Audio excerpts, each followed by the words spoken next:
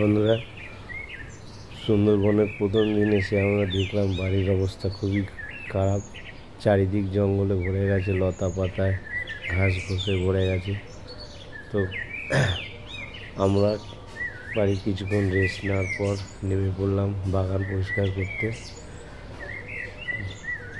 ভেবে পাচ্ছি না কোন দিক দিয়ে পরিষ্কার করব, শুরুটা করব কোন দিক দিয়ে। তো যাই হোক, নেমে পড়লাম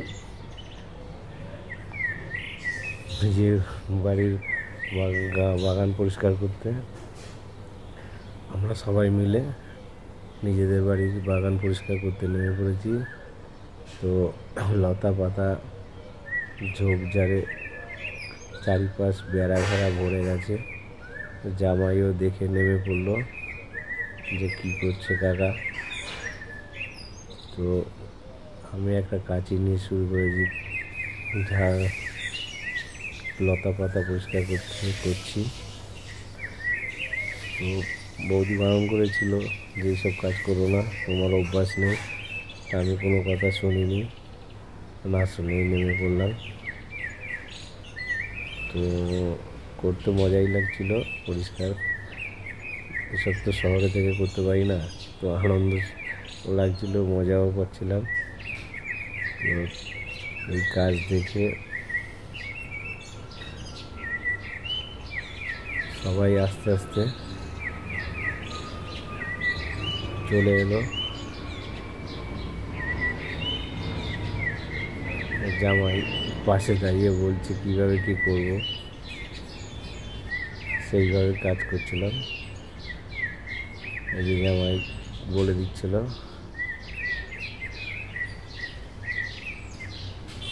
বাড়ি ঘরের অবস্থাও খুব খারাপ হয়ে গেছে, না আসা হলে যেরকম হয়। তো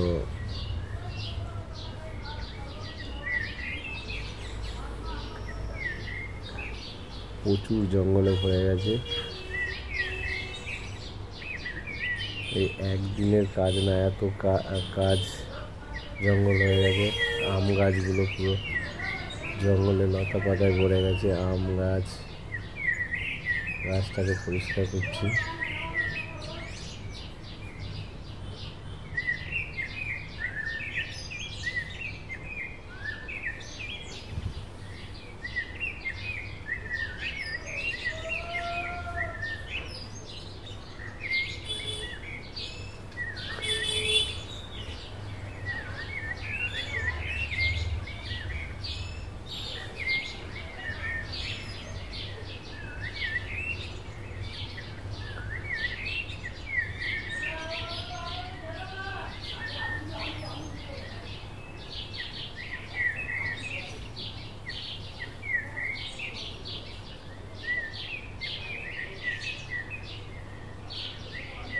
আর এত কাজ থেকে জামাই না থাকতে পারে, জামাইও হাত লাগানো শুরু করে দিল। মানে সবাই মিলে এখন এক এক করে আসছে জঙ্গল পরিষ্কার করার জন্য। কলা বাগানটাও পরিষ্কার করে খুব অবস্থা খারাপ হয়ে আছে।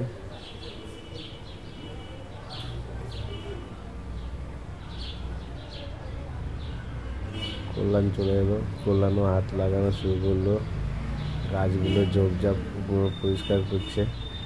আম গাছের লতা পাতায় ভরে গেছে। সবাই মিলে এখন বাগান পরিষ্কার করা শুরু করলাম।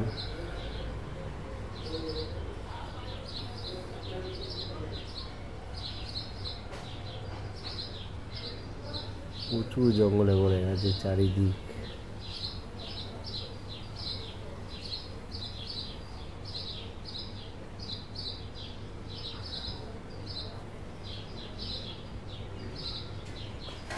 জামাইও খুব সুন্দর পরিষ্কার করছিল।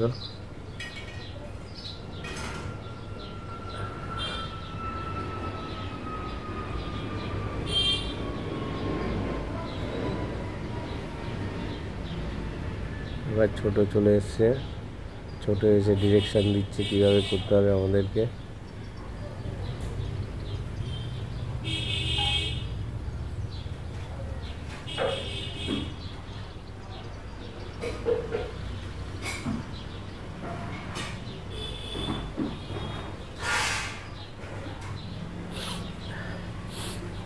দেখুন কলা বাগানের অবস্থা। এখানে ভয়ও করছিল সাপ কোপ আছে কিনা, তা সত্ত্বেও পরিষ্কার করা শুরু করেছি। কারণ পরিষ্কার না করলে এখানে সাপ কোপের বাসা বাঁধতে পারে, সেই চিন্তা করে আরও পরিষ্কার করছিলাম। ওরা একটু রেস্ট নিয়ে নিল, আমি কাজ চালিয়ে যাচ্ছি।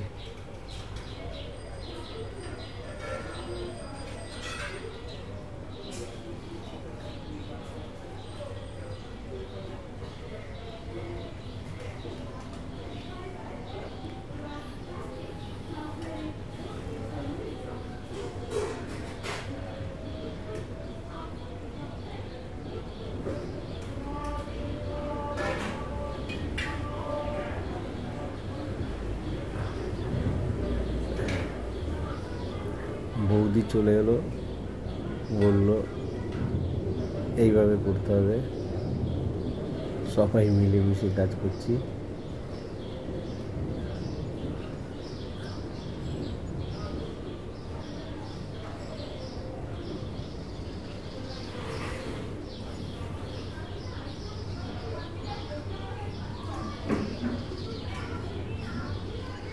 কলা গাছে একটা কলার মধ্যে হয়েছে থোকা, ওই দেখুন বন্ধুরা,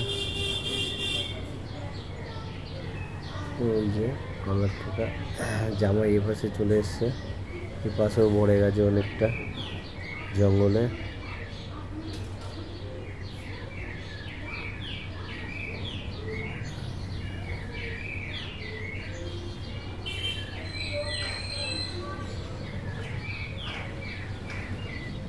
আমরা কেউ বসেছিলাম না, মোটামুটি সবাই মিলেই পরিষ্কার করার কাজে হাত লাগিয়েছি।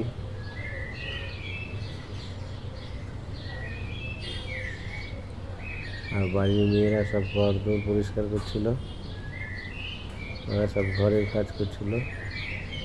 মাঝে মধ্যে বৌদি এসে বাইরের আমাদের কাজে হাত লাগাচ্ছিল।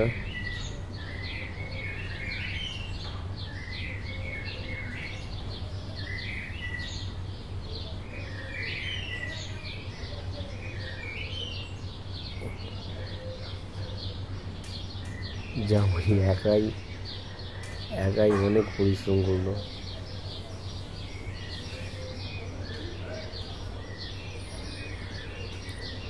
আমি এখনো কলা বাগানটা পরিষ্কার করে উঠতে পারিনি, যে ওই সাইডে যাব। এবার আমি এই সাইডে হাত লাগালাম, আমি আর করলাম, আমাকে বললাম তুমি একটু রেস্ট নাও।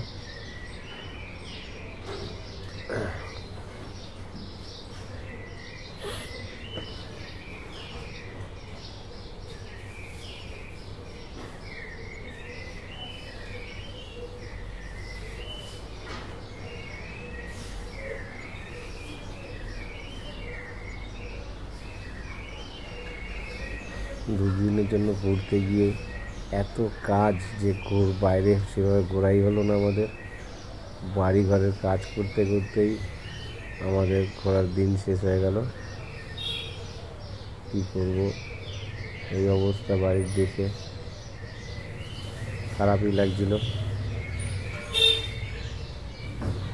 তাই আগে বাড়ি ঘরগুলো পরিষ্কার করছিলাম, এরপরে আবার যাওয়া হবে, তখন নয় ঘোরাফেরা হবে। ওর বাবা ছোটকে কি খাওয়ালো